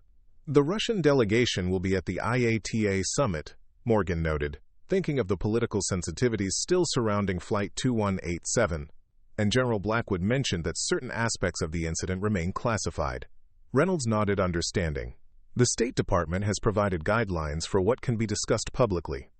But honestly, Morgan, your technical expertise is valuable independent of the specific circumstances of Flight 2187. This isn't just about one incident anymore. It's about the methodologies you've developed since." This was true. While Flight 2187 had thrust Morgan into the spotlight, her subsequent work had taken on a life of its own. The emergency response framework she had created was being adopted not just by TransAtlantic but by other airlines around the world. That evening, as Morgan drove home from the training center, her phone rang through the car's speaker system. The caller ID displayed General Blackwood's name. "Good evening, General," Morgan answered, curious about the unexpected contact. Their communications had become less frequent, as the diplomatic aspects of the Flight 2187 incident had been resolved. "Captain Riley," Blackwood replied, still using Morgan's former military rank despite her civilian status. "Congratulations on the IATA invitation. Your work is making waves in all the right places." Morgan smiled slightly at Blackwood's characteristic direct approach. "Thank you. Though I suspect you didn't call just to congratulate me."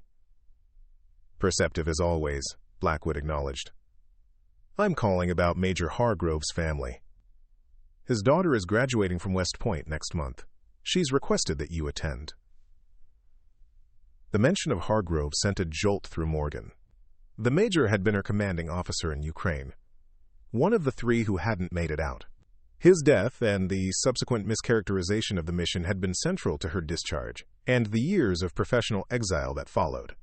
"I'm surprised," Morgan admitted. "The official record of Ukraine wouldn't suggest I'd be welcome at family events." "The official record has been amended, as you know," Blackwood reminded her. not publicly, but within military circles. And Hargrove's family received the complete briefing 6 months ago, after Flight 2187 brought everything back into focus. Morgan absorbed this information, trying to process its implications. What did they learn exactly? The truth, Blackwood said simply. That their father's final order saved 6 lives. That you stayed with him until the end, at great personal risk.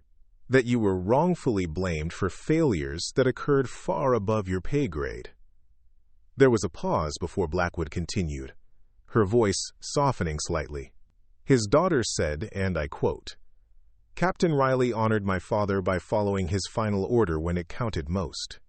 I want to honor her by having her present as I follow in his footsteps." The emotion caught Morgan unexpectedly, a tightness forming in her throat. "I'll be there," she managed. "Thank you for letting me know." After ending the call, Morgan drove in silence, processing this new development. The amended record wouldn't erase 5 years of living under a false narrative, but it represented a significant correction, an acknowledgement within the military community that she had acted honorably in impossible circumstances. At home, Morgan found herself opening the fireproof safe that contained her military mementos for the first time in months. The Silver Star medal gleamed in its velvet box, a recognition of valor that had been overshadowed by her discharge. Beside it lay the combat medical badge she had earned for treating wounded under fire during multiple deployments. New additions had joined these items in recent months. The Norwegian Emergency Pilot Qualification Badge from Major Eriksson, a ceremonial key to the city of Bodo, and an engraved plaque from the passengers of Flight 2187. Together they told a story not of failure and redemption, but of consistent courage and competence, expressed in different contexts. Morgan's phone chimed with a message from Lieutenant Eva Larsson, the Norwegian Air Force officer she had befriended in Oslo. Attached was a photo of Larsson standing beside a fighter jet, her face beaming with pride. The caption read, "First female pilot in my squadron. Your story inspired me to push for the transfer. Thank you." The message represented something Morgan hadn't anticipated when making her decision to accept the transatlantic position, the ripple effect her actions would have on others, particularly women in male-dominated fields. Over the past 6 months, she had received dozens of similar messages from military personnel, aviation professionals, and young people inspired by her example.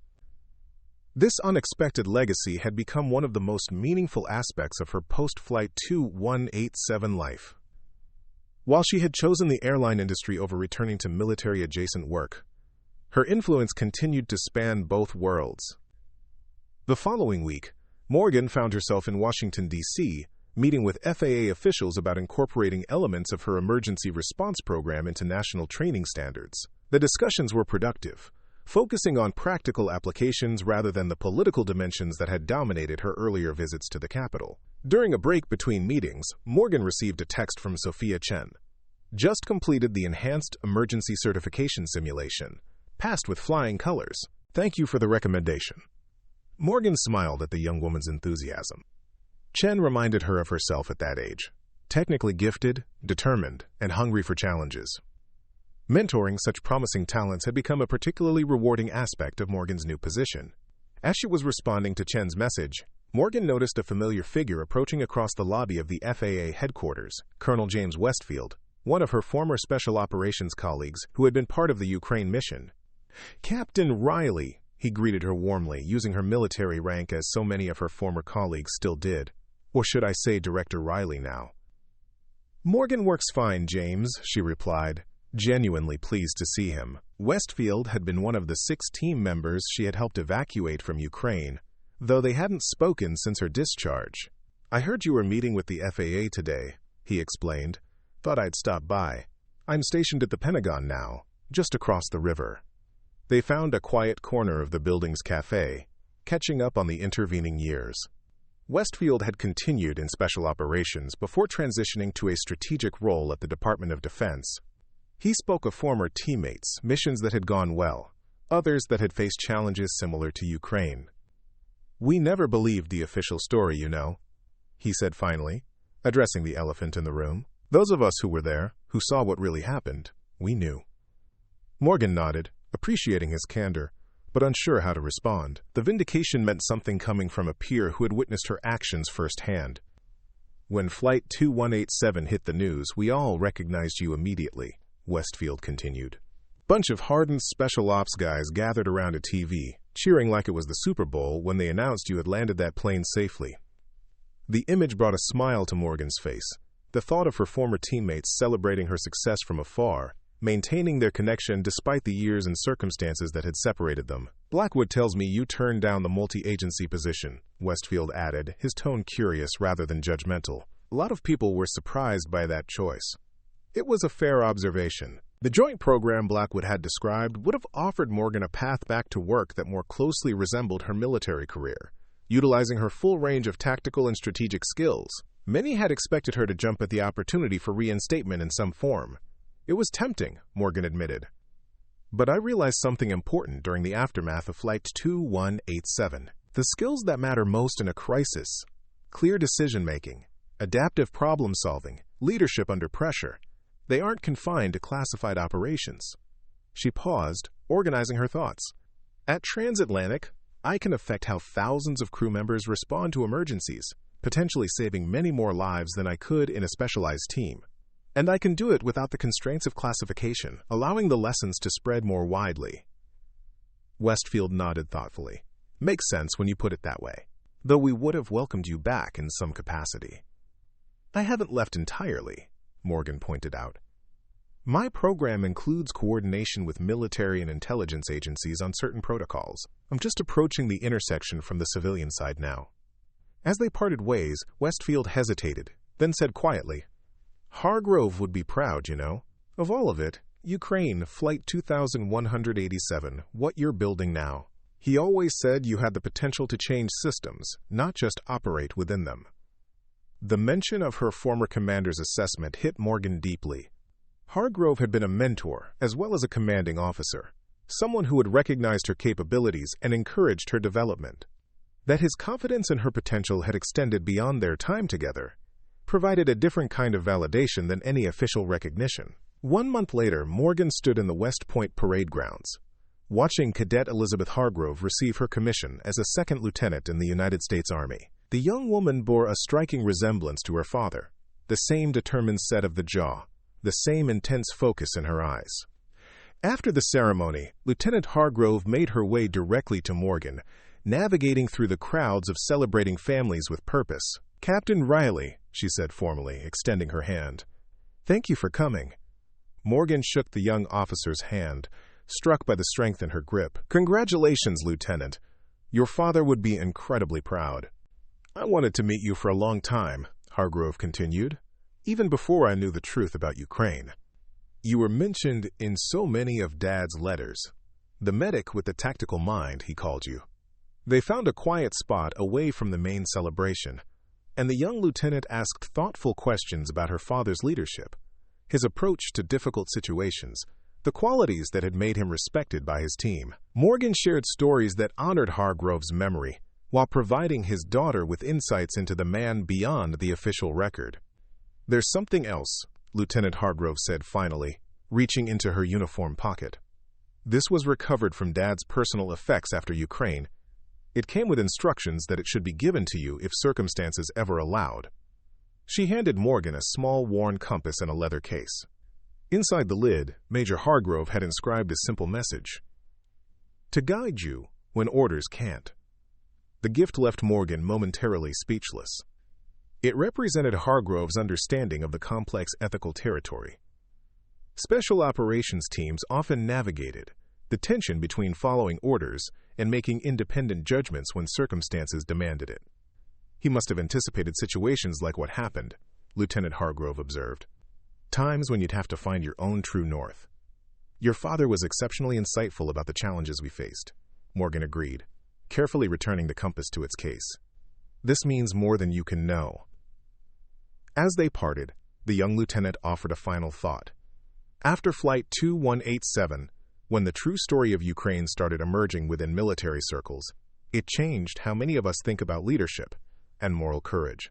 You both showed that sometimes honoring the deeper mission means making impossible choices. The West Point graduation marked a turning point for Morgan. The recognition from Hargrove's family, the acknowledgement within military circles of what had really happened in Ukraine, the compass that symbolized her former commander's faith in her judgment. These elements brought a sense of closure to a chapter that had defined her life for 5 years.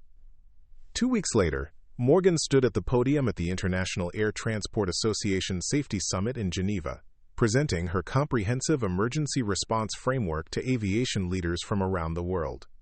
The audience included airline executives, safety regulators, pilot union representatives, and military liaisons, a cross-section of the global aviation community. Traditional emergency training focuses primarily on technical protocols, Morgan explained, her confidence evident as she addressed the distinguished audience.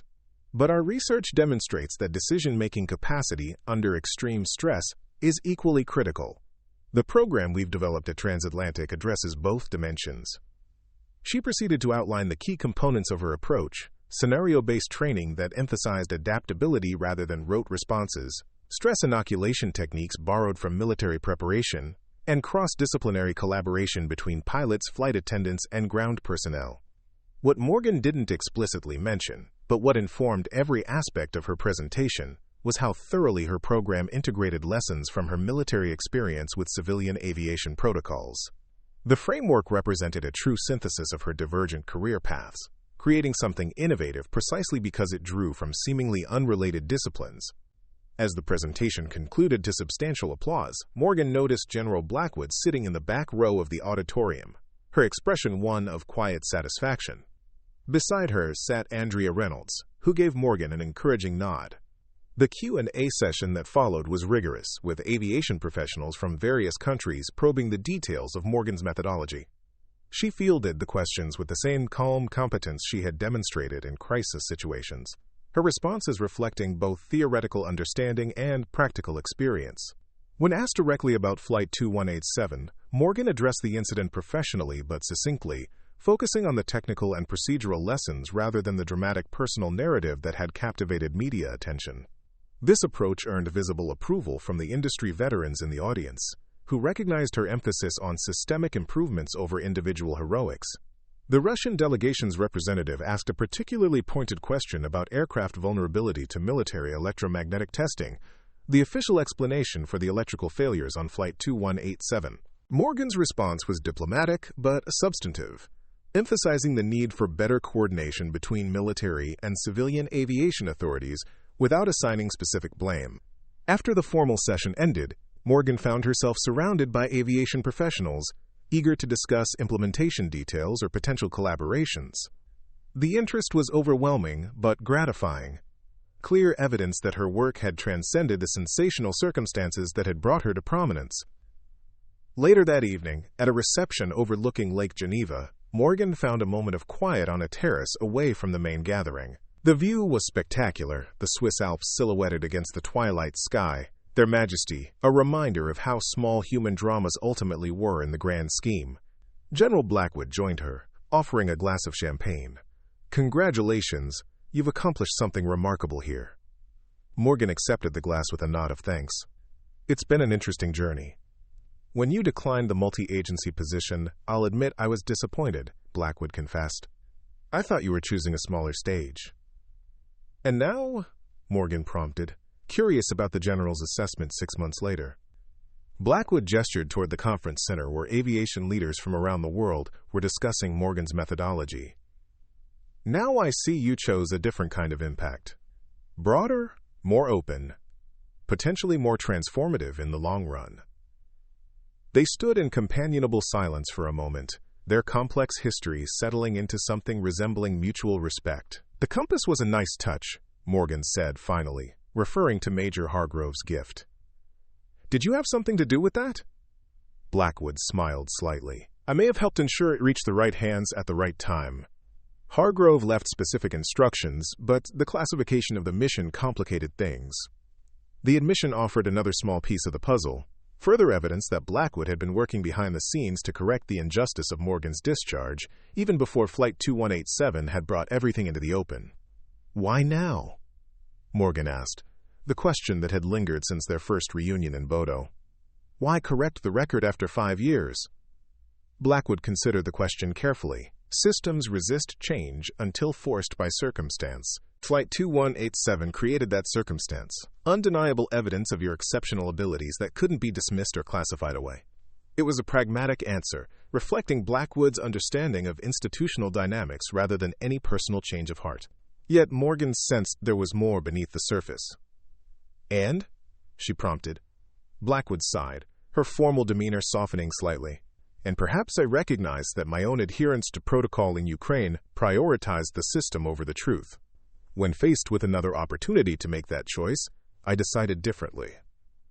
The admission represented significant growth from a leader Morgan had once viewed as rigidly committed to institutional interests above individual justice. It suggested that the impact of Flight 2187 extended beyond Morgan herself, potentially influencing how military leadership approached similar situations in the future. "Thank you," Morgan said simply, acknowledging both the candor and the change it represented.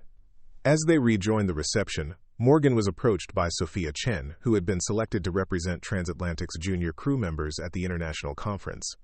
"Director Riley, I just wanted to say how inspiring your presentation was," Chen said earnestly. "The Russian delegates' questions were pretty intense, but you handled them beautifully." Morgan smiled at the young woman's enthusiasm. "In this field, technical knowledge is only part of the equation. Diplomatic skills become surprisingly relevant in international contexts." Chen nodded thoughtfully. "I've been studying your career path, both the military aspects that have become public and your aviation work. The integration of those experiences seems to be what makes your approach so effective." The observation was perceptive, identifying precisely what had allowed Morgan to develop her innovative methodology. "Sometimes our greatest strengths emerge from our most challenging transitions," she acknowledged. As Chen moved away to speak with other attendees, Andrea Reynolds approached with news that several major international airlines had expressed interest in implementing Morgan's training program. "We're going to need to expand your team significantly," Reynolds noted. "Any thoughts on who should lead the international implementation?" Morgan glanced toward Chen, who was engaged in animated conversation with representatives from several Asian airlines, her technical knowledge and enthusiasm evident even from a distance. "I might have some ideas," she replied. 1 year after Flight 2187, Morgan Riley stood in the TransAtlantic Simulation Center, observing as a new class of flight attendants and pilots completed their enhanced emergency certification. The program had expanded significantly, now implemented by airlines across North America, Europe, and parts of Asia. On the training floor, Sophia Chen was leading a complex scenario involving multiple system failures and security complications, similar to the situation Morgan had faced over the Barents Sea, but adapted for training purposes with appropriate safety parameters. "Excellent decision-making under pressure, Williams," Chen commended one of the trainees. "Remember, focus on what remains available to you, not what you've lost." Morgan smiled at hearing her own words echoed by her protégé. The philosophy that had guided her through both Ukraine and Flight 2187 was now being transmitted to a new generation of aviation professionals, creating a legacy that extended far beyond her individual actions. As the simulation concluded successfully, Morgan stepped forward to debrief the team, emphasizing the principles that had become the foundation of her approach: adaptability in crisis, clear communication under pressure, and the courage to make difficult decisions when standard protocols proved inadequate. "In the most challenging emergencies, you'll find yourself navigating between what's in the manual and what the situation demands," she told them. "Your training provides the foundation, but your judgment provides the path forward." After the session, Morgan returned to her office to find a package on her desk, a small box with West Point insignia. Inside was a note from Lieutenant Elizabeth Hargrove, now deployed with her 1st Command. "Captain Riley, Dad's compass guided me through a difficult situation last week. Thought you should have this to complement it. Leadership isn't about always knowing the way. It's about finding it when it matters most." Beneath the note lay a small silver star, identical to the one Morgan had earned in Ukraine but had never been permitted to wear publicly due to the classified nature of the mission. The gesture represented a different kind of recognition, not institutional, but deeply personal, from someone who understood the true meaning of moral courage. Morgan placed the star beside Hargrove's compass on her desk, these symbols of her journey flanking the photograph of Flight 2187's crew that had become the centerpiece of her office. Together, they told a story not of separate lives or divided loyalties, but of consistent purpose expressed through different means. Her phone rang, General Blackwood calling with news that the multi-agency program they had discussed in Oslo had adopted elements of Morgan's methodology for their specialized team training. The integration of her civilian aviation protocols with classified operations represented another boundary crossed, another artificial division dissolved. Later that afternoon, Morgan led a video conference with international partners implementing her program across 5 continents.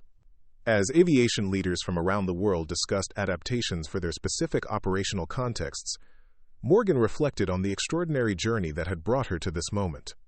5 years earlier, she had been stripped of her military identity and forced to rebuild her life from the ground up. The flight attendant position had seemed like a step backward, a retreat from her true capabilities. Yet that apparent demotion had positioned her perfectly to respond when Flight 2187's crisis demanded both her aviation knowledge and her military training. In the crucible of that emergency, when both pilots lost consciousness at 40,000 feet over enemy territory, Morgan Riley had discovered that her strength lay not in either of her separate identities but in the unique integration of both. The seeming detour had been the path all along, leading her to a position of influence that transcended the limitations of her former roles. As the conference concluded, Morgan opened her laptop to review applications for the next Enhanced Emergency Certification class. Among them was a submission from a former military medic transitioning to civilian aviation, someone whose background mirrored her own journey in many ways. Morgan approved the application immediately, adding a personal note inviting the candidate to meet with her directly. The opportunity to help another navigate the challenging transition between worlds felt like the closing of a circle, a chance to transform another apparent setback into a pathway to new possibilities. Outside her office window, a TransAtlantic 777 lifted into the Colorado sky, carrying crew members trained in Morgan's methodology. They would likely never face circumstances as extreme as Flight 2187, but if crisis struck, they would be prepared not just with technical protocols, but with the adaptive mindset that true emergencies demanded. Morgan Riley watched the aircraft ascend, a quiet satisfaction settling in her chest. The flight attendant who had once been invisible was now transforming how the world approached aviation safety. The special operations veteran who had been unjustly discharged was now shaping protocols that would save lives across multiple domains. The truth of her journey wasn't about redemption or vindication, but about integration, finding wholeness by embracing all parts of her experience and using that complete perspective to create something new and valuable. As the plane disappeared into the clouds, Morgan turned back to her desk, ready for whatever challenges the day might bring. The compass and silver star caught the afternoon light, reminders that sometimes the truest path forward emerges only when conventional routes are blocked. In that moment, Morgan Riley was neither flight attendant nor special operations veteran, neither scapegoat nor hero. She was simply herself, a woman who had found her purpose by navigating between worlds, transforming apparent limitations into unique strengths, and remaining true to her core values when everything else failed. And in that integration lay a wisdom worth sharing with the world. Up next, you've got 2 more standout stories right on your screen. If this one hit the mark, you won't want to pass these up. Just click and check them out. And don't forget to subscribe and turn on the notification bell so you don't miss any upload from us.